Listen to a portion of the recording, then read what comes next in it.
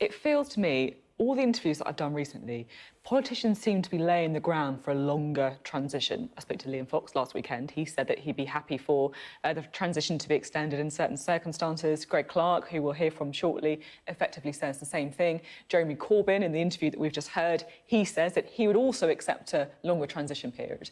I mean, for some people who voted leave, they'll be looking at this thinking, are we ever going to leave the EU?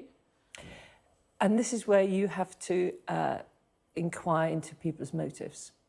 As far as I'm concerned, and I think probably most people who voted leave and some who voted remain, they say, if we leave and we know how we're going to leave, then if that takes a bit of time, that's fine.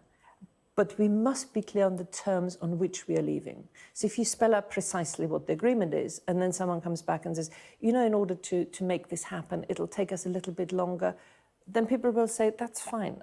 But a lot of people who talk about extending negotiations, extending those periods, they just don't want us to leave at all. And they hope that what you can make temporary will become permanent. So the transition period is neither here nor there in one sense, provided you start with clear heads, which you have agreed. Talking